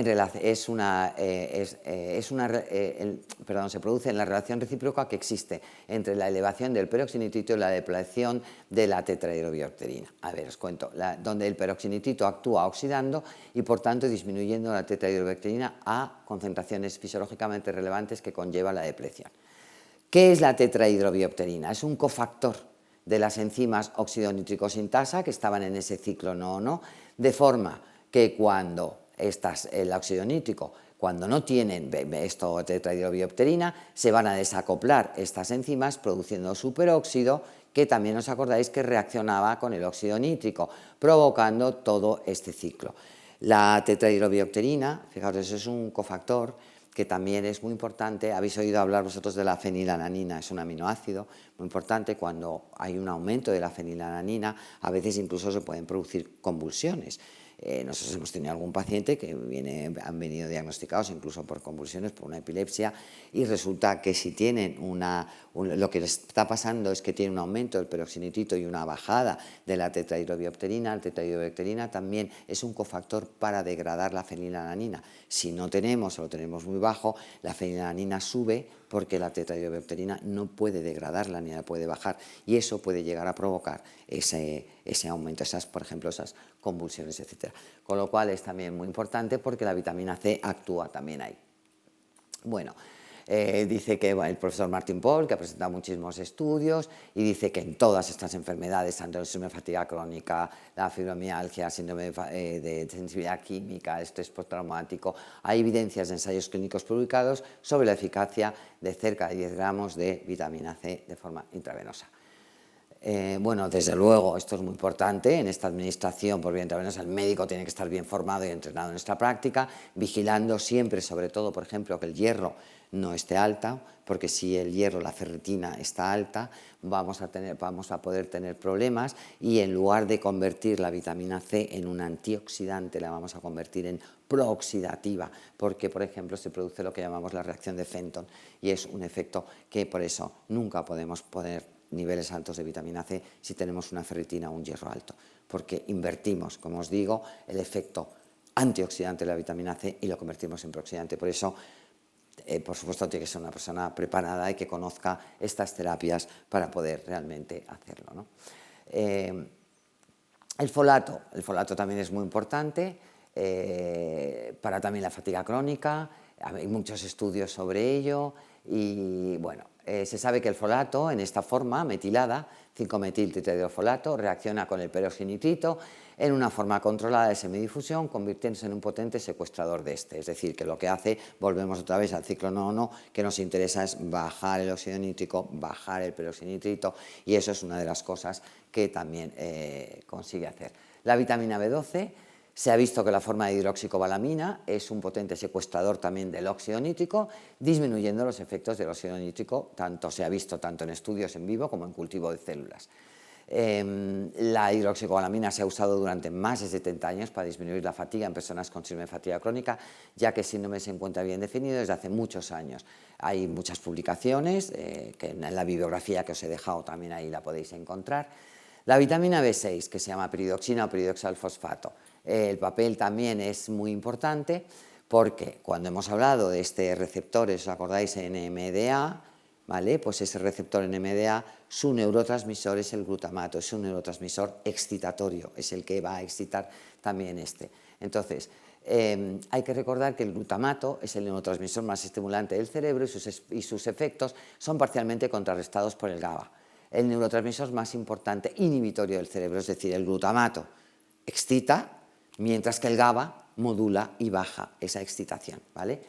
Entonces el GABA actúa disminuyendo la actividad glutaminérgica y fijaros, la mayoría de las personas con sensibilidad química, en mi experiencia, tienen normalmente muy bajo este neurotransmisor del GABA. Bueno, la vitamina B6 ayuda a proteger el sistema nervioso de algunos de los efectos del excesivo glutamato mediante la conversión de parte del glutamato a GABA, es decir, convierte más cantidad de glutamato porque es su precursor a GABA, es decir, deja de estar aumentado el glutamato, que es excitatorio, y como es precursor del GABA, ayuda a que de alguna manera se produzca más cantidad de GABA, y lo que vamos a hacer entonces es disminuir precisamente esta excitación del sistema nervioso. Esto es más o menos la niacina. La niacina es la vitamina B3, que también lo que va a hacer es, bueno, pues más o menos lo mismo, ¿no? Que va a provocar, sobre todo esto, lo que va a hacer es ayudarnos a la energía, a la formación de ATP, cuando hablamos de ese cansancio, ese agotamiento que muchas veces sabemos, con la alteración y la disfunción de la mitocondria, con esa disminución de la generación de ATP, y hace que, sin embargo, todo eso mejore. Luego, la riboflavina también, que es la vitamina B2, también es muy importante. Hay algunas observaciones de que los pacientes con enfermedades multisistémicas son más comúnmente deficientes en riboflavinas, que los controles hechos que sugiere que el suministro de riboflavina pueda ser muy útil. Bueno, el glutatión reducido, no sé si ¿habéis oído hablar del glutatión? ¿Algunos de vosotros aquí? Bueno, el glutatión es muy importante, es un antioxidante importantísimo, ¿vale? Y cuando se usa como antioxidante en vivo se oxida desde la forma de glutatión reducido a glutatión oxidado. Este último puede ser reducido de nuevo a 2 moléculas, bueno, esto ya es más así, por la riboflavina. Es decir, tenemos que tener glutatión, normalmente el glutatión lo tenemos agotado porque es una molécula absolutamente indispensable para poder desintoxicar y generamos muy poco en nuestro organismo porque normalmente se genera a través del ciclo de metilación. El ciclo de metilación no suele estar bien en casi todas las personas con sensibilidad química, entonces el ciclo de metilación que llega a formar la cisteína, que es uno de los 3 péptidos, por eso el glutatión es un tripéptido, es uno de los 3 péptidos que forman el glutatión, normalmente hay un déficit de cisteína, por lo tanto, como le falta la cisteína a los otros 2 péptidos, no se puede formar el glutatión, entonces hace que no seamos capaces de desintoxicar y volvemos a tener un aumento de la carga tóxica. Eso seguimos hablando. El selenio también es súper importante. Una de las cosas que sabemos es que el selenio en las tierras hay mucha depleción, prácticamente estas tierras están muy empobrecidas y es muy importante además porque el selenio, una de las cosas que hace es que ayuda a que el glutatión funcione y se reactive de una manera correcta. La taurina también es importante, es un aminoácido, los aminoácidos son enormemente importantes en las personas con sensibilidad química, normalmente hay un gran déficit, no son capaces de desintoxicar y cuando les damos los aminoácidos realmente encuentran una gran mejoría en la mayoría de los casos. Ácidos grasos omega 3 también es muy importante, aquí pongo alguna publicación, ¿no? Tienen un papel principal en las membranas del cerebro y en la función cerebral y por tanto suministrar estas sustancias en estos pacientes puede ser muy importante para restaurar la función cerebral. Aquí seguimos. Magnesio es absolutamente vital. La deficiencia de magnesio causa que los receptores NMDA sean de estimulación hipersensible, es decir, hace que estos receptores, que sabéis que es el que inicia todo el ciclo, sean muy sensibles, por lo tanto es absolutamente imprescindible. Aquí habla más del magnesio, todo esto son publicaciones, algunos estudios que he puesto, como es importante. De hecho, nosotros a veces hacemos una prueba de provocación de magnesio, que consiste en, normalmente orinan, se mide el magnesio y después se pone de forma intravenosa una cantidad de magnesio determinada dependiendo del peso de cada uno y después de un tiempo, de unas horas, se vuelve otra vez a hacer que orine y se mide el magnesio. ¿Qué pasa si tengo poco magnesio al principio y poco magnesio después? Cuando yo le he puesto a lo mejor 1 gramo o 2 gramos de magnesio intravenoso. ¿Qué quiere decir eso? ¿A algunos os ocurre? No, si lo ha eliminado no, porque estaría en la orina. ¿Qué ha pasado? Que se lo ha quedado todo, que lo ha chupado todo, que lo ha absorbido porque tiene una carencia tremenda de magnesio. Es una de las maneras que vemos. Bueno, pues que sepáis que es enormemente frecuente que nos aparezcan, que no sale ningún magnesio porque se lo queda al organismo, porque hay un gran déficit de magnesio. El ácido alfa-lipoico también es muy importante, se sabe que puede atravesar la barrera hematoencefálica y es útil, por tanto, en el tratamiento de algunas enfermedades neurodegenerativas y es un agente terapéutico efectivo en el tratamiento de la diabetes y otras, pero es muy importante también porque lo que va a hacer es también secuestrar o descomponer el peroxinitrito. Otros, pues como consecuencia también se puede producir una importante disfunción mitocondrial, por lo tanto la acetilcarnitina, la coenzima Q10, la niacinamida, el oxígeno hiperbárico. Los efectos protectores de la coenzima Q10 se deben al secuestro también de los productos también de la descomposición del peroxinitrito y esto ha sido también confirmado por muchos estudios. La suplementación también con vitamina E, zinc, cobre, magnesio, superóxido dismutasa, que es una de las enzimas antioxidantes más importantes, superóxido dismutasa, glutatión peroxidasa y catalasa, son las 3 enzimas antioxidantes protectoras más importantes que tenemos. Si nosotros tenemos muchas más cosas que nos oxidan y no tenemos antioxidantes que neutralicen esa oxidación, va a haber una descompensación y se va a producir un estrés oxidativo.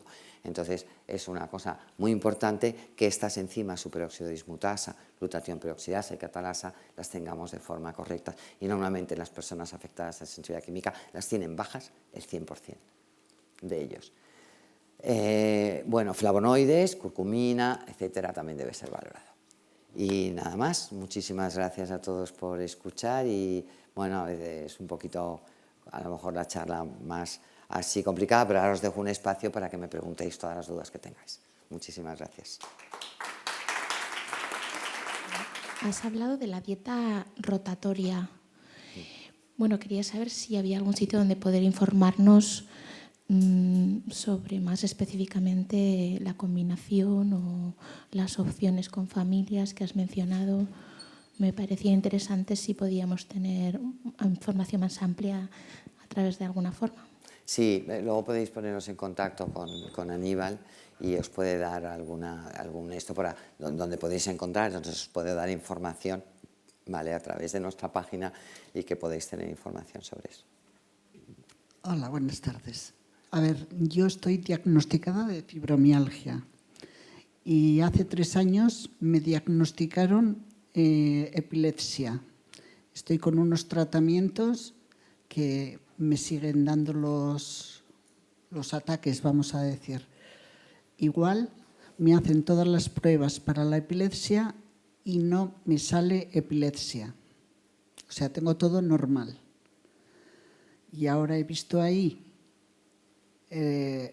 lo de la epilepsia que puede... ¿Y eso cómo me pueden a mí detectar el que...? Hombre, claro, habría que hacerte un pequeño estudio, una buena historia clínica, una buena anamnesis, valorar qué tipo de convulsiones, qué tipo de estudios te han hecho que de alguna manera no encuentran que tienes epilepsia y ver efectivamente si tienes este problema, este mecanismo que esté justificando esto. Me han dicho que me han hecho ya todas las pruebas que me podían hacer y me salen todas normales. Bueno, pues te queda esta posibilidad. ¿Y esta posibilidad quién me la podría hacer? Porque... se lo puedes decir también a Aníbal, nosotros te podemos, por supuesto, te podemos hacer una consulta y poder verlo y poder valorarlo. Vale, porque al final me dicen de los tratamientos que llevo que si quiero que los tome y si no que los vaya dejando poco a poco. Si claro, yo he tenido algún caso, porque tuve una niña de 7 años, estaba diagnosticada y estaba tomando Depakine, por ejemplo, y ella pues no toleraba ni siquiera el Depakine y seguía con las convulsiones y tal, y entonces al final, bueno, pues era este proceso y desaparecieron las convulsiones. Sí, es que yo he cambiado 4 veces de tratamiento. Y bueno, si uno me iba mal, el otro peor. Pues bueno, pues está claro que puede ser, que puede tener relación con esto, claramente. Vale, muy bien, gracias. Hola, buenas tardes. Muchas gracias por esta exposición tan estupenda. Mi pregunta es, ¿en la medicina convencional existen estos tratamientos de suplementación que has explicado? Bueno, no, realmente todo esto es muy desconocido, porque es muy desconocido. A ver, esto no es una medicina alternativa ni nada de esto, es decir, es una medicina avanzada que la hacen en muchos países, en otros sitios, pero que realmente pues todavía no es conocida. De hecho, estamos luchando simplemente para que se reconozcan estas enfermedades. Imagínate los tratamientos para que realmente... Entonces es simplemente desconocimiento, porque todo esto que yo he presentado hoy está basado en una bibliografía absolutamente magnífica y una gran cantidad de bibliografía. Entonces, bueno, pues es cuestión de que solamente no se ha estudiado, no lo estudian, no se sabe, no se conoce. Por eso estamos intentando introducirnos en los hospitales y en lugares para que precisamente vayan conociendo esto. Pero hoy por hoy estos tratamientos no te los van a poder hacer en ningún sitio y menos en la Seguridad Social porque no los conocen. Sí, y por otro lado, en estos tratamientos de suplementación puede ser, por ejemplo, pasarnos y que haya una hipervitaminosis o...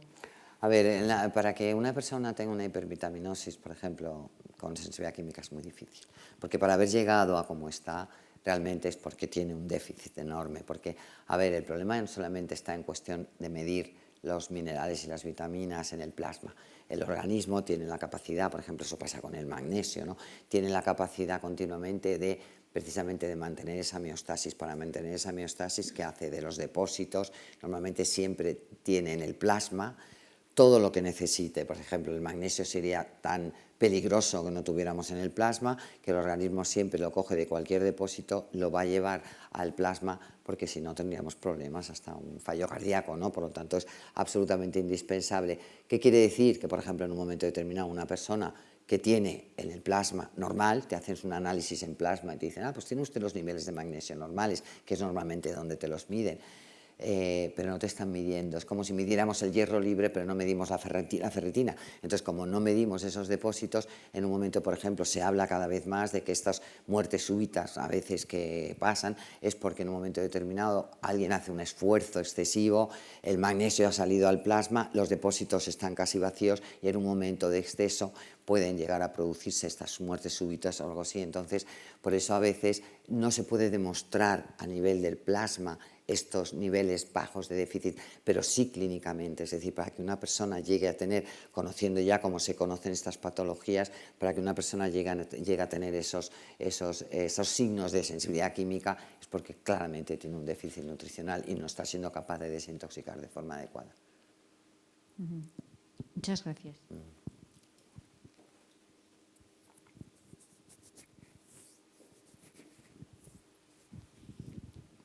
Buenas tardes.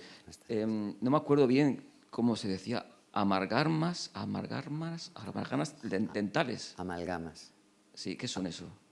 Las amalgamas dentales Sí. son estos empastes negros, oscuros, que te ponen, que son como metálicos, cuando tienes una caries y te lo... Ya. ¿A eso te refieres? Sí. ¿Y eso qué es? ¿Que desprende...? Sí, desprende, bueno, sí, hay estudios que demuestran que desprende mercurio. ¿Y se sigue usando? El 50% son mercurio y el 50% son una aleación que tiene estaño, plata, por eso algunas veces las llaman amalgamas de plata también. Sí, bueno, se sigue usando cada vez menos, en muchos países ya no se usan, pero todavía se siguen usando, aunque ya cada vez menos. Hay un método, según la Academia Americana de Medicina Oral y Toxicológica, que recomienda la eliminación de esas amalgamas dentales, pero siempre con un protocolo de seguridad súper riguroso, porque si no puede ser peligroso. Es decir, tenemos unos termómetros de mercurio que se han prohibido, que ya no se venden en las farmacias, porque tienen el riesgo de caerse y romperse, y de alguna manera que tú puedas inhalar eso y que te pueda dañar. Pues imagínate una amalgama, si se quita sin un protocolo de seguridad y se hace, muchas veces es mucho más peligroso. Entonces hay que quitarlos y retirarlos de una forma muy rigurosa y según unos protocolos muy estrictos. Claro, es que esto lo acabo de escuchar ahora y me ha parecido extraño. Las clínicas dentales no te avisan de eso, ¿no? Bueno, es como todo también, hay un desconocimiento de estas patologías, de precisamente las que estamos hablando. Entonces, bueno, pues es un material que se ha utilizado muchísimo tiempo. Yo soy también estomatóloga, yo he estudiado y he ejercido además como estomatóloga en un gabinete dental durante una serie de años, y efectivamente es un material pues que sella muy bien, que es muy cómodo, que se moldea muy bien. Y entonces, pues desde el punto de vista técnico, pues efectivamente, pues siempre es como un material muy reconocido, pero ya cada vez hay más estudios y cada vez hay más sitios donde no solamente no te lo ponen, sino que incluso lo retiran, y sobre todo si es con protocolos de seguridad, sí, si no, no conviene hacerlo. Pues muy bien, muchas gracias. No, de la IAOMT, que es la Academia de Medicina Internacional Oral y Toxicológica. Si te metes IAOMT, es un protocolo muy riguroso en el que te aíslan con un dique de goma la pieza, después te ponen gafas de oxígeno, después te ponen por aquí en la nariz una especie de mascarillas de oro, porque el oro es capaz de atrapar al mercurio cuando se queda en el aire, es capaz de atraparlo para que tú evites que luego te reintoxiques, y te lo suelen quitar normalmente en lugar de con una turbina, con un micromotor, e incluso intentar quitar en trozos para que no se haga polvo y que eso pueda tener un riesgo, y te tapan luego pues las mucosas, cualquier vía de entrada, porque lo puedes inhalar por cualquier sitio. Es un protocolo que está reconocido y que es oficial, que lo hacen. Nosotros lo hacemos, en España lo hacen en algunos sitios, pero no en muchos.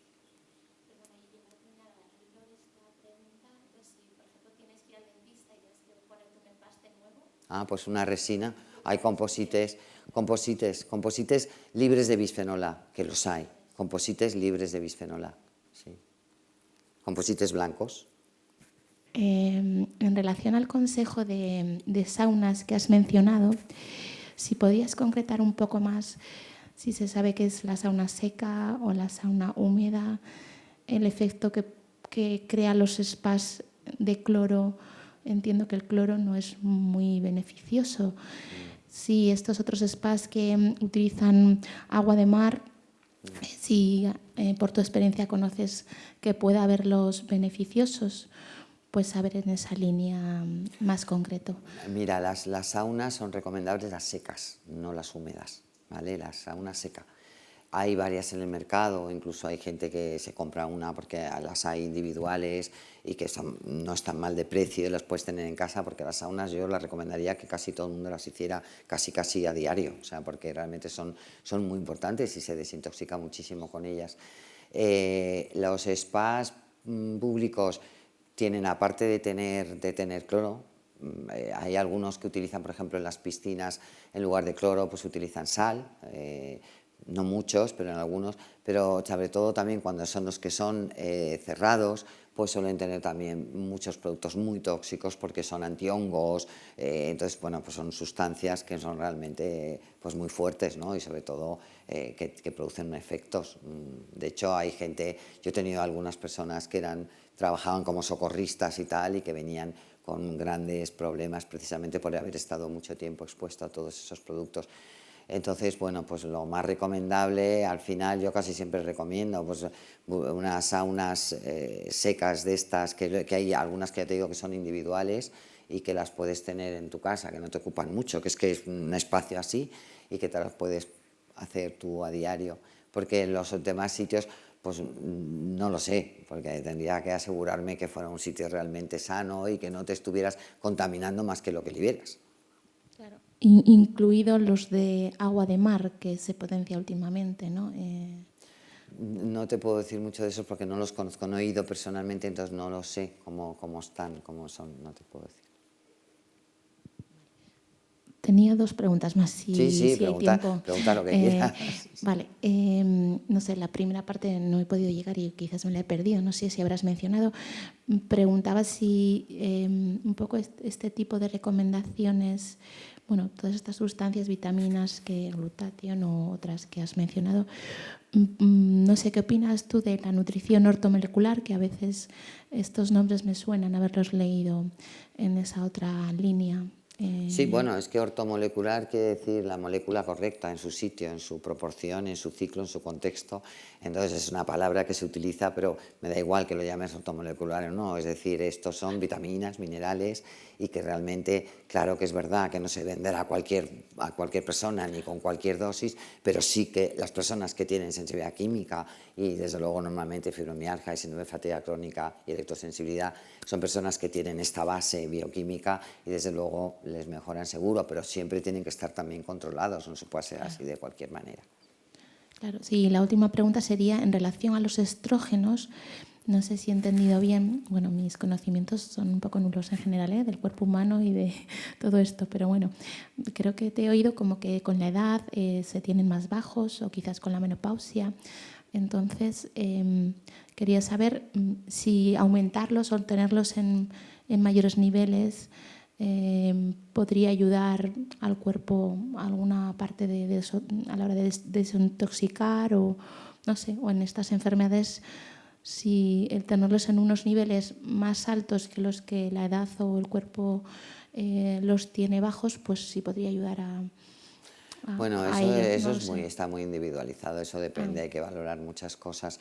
Lo que yo me refería es que tenemos una cantidad, o sea, que normalmente los estrógenos con la edad lógicamente bajan, pero y por eso tenemos estas enzimas desconjugantes que se sintetizan en el intestino para intentar desconjugar los estrógenos y volver otra vez a meterlos en el cuerpo, ¿vale? Pero el problema está en que como hay muchas sustancias tóxicas estrogénicas, también nos intoxican más porque no solamente cogen los estrógenos buenos que los malos.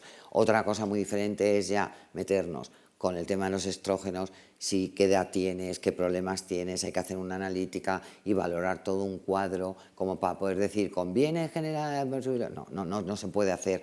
No se puede hacer una recomendación sin tener en cuenta otra serie de cosas, ¿vale? Entonces, por eso no te puedo contestar en general, pues sí, hay que subirlos. No, es que depende.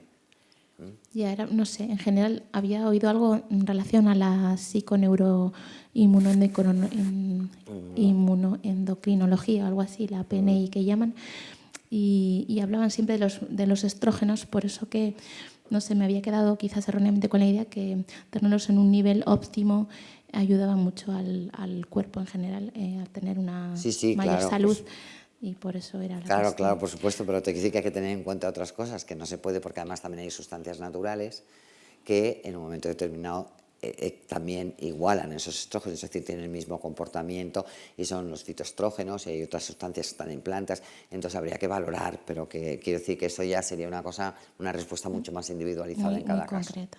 Vale, muchas gracias, muy amable. De nada. Las vitaminas, has dicho inyectadas, que van mejor, ¿no? Pero existe otro método que no sea inyectado, sino por la piel con, no sé, algunos adhesivos o de manera que vaya entrando. Bueno, hay en algunas cosas, por ejemplo, magnesio, glutatión, hay por crema lo utilizamos en los niños, pero no son las dosis que necesita un adulto, no son suficientes a través de una crema y normalmente orales tampoco, sobre todo en un principio, luego más adelante sí, pero en un principio primero hay que tratar el intestino, hay que intentar ayudar a que las dosis sean adecuadas y lleguen a través de la vía intravenosa, entonces eso normalmente no hay una forma.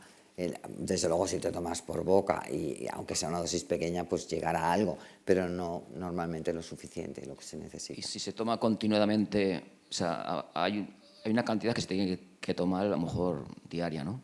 Pero si no llega y tomas mayor cantidad, porque no te llega, tampoco estás haciendo, no sé, ¿Cómo empeorando. no te llega? Si tú lo mandas por vía intravenosa te va a llegar. No, me refiero tomándolos por la boca. Sí, si no te llega, que no. Si no te llega la cantidad suficiente porque la pierdes, sí. Si tomas el doble, Sí. pues se irá quedando, ¿no? No, si llevas el doble, no, se te sigue sin absorber. Si tienes un problema de absorción, no consiste que tomes, si tomo 5 me va a absorber 2 y si tomo 20 me va a absorber 10, no. Ya, es decir, si tienes un problema te va a absorber y la diferencia es que en lugar de eliminar 5 vas a eliminar 20. ¿Sabes? Lo vas a eliminar sin que se haya absorbido. Ya. No consiste en aumentar la cantidad. Pues muy bien. De hecho, por ejemplo, el magnesio, para realmente la cantidad de magnesio que tolera el cuerpo para su absorción a nivel intestinal son 600 miligramos al día. Si tú te tomas más, no lo va a absorber por mucho que tomes. Y sin embargo, a lo mejor tú necesitas poner 1 gramo, necesitas poner 1,5 gramos, eso va a llegar a ese nivel intravenoso. Bueno, pues nada.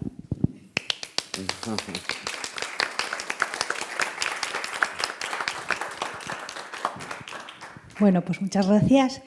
Ya con esta ponencia cerramos las jornadas. Queremos agradecer a todos los que habéis venido y a todos los que nos han seguido en streaming. Y queremos agradecer pues, a las 3 ponentes que han sido de estas jornadas, Mar Rodríguez Jimena, Ana Martín Martínez y la doctora Pilar Muñoz Calero, que ha sido muy interesante. Muchas gracias. Muchas gracias.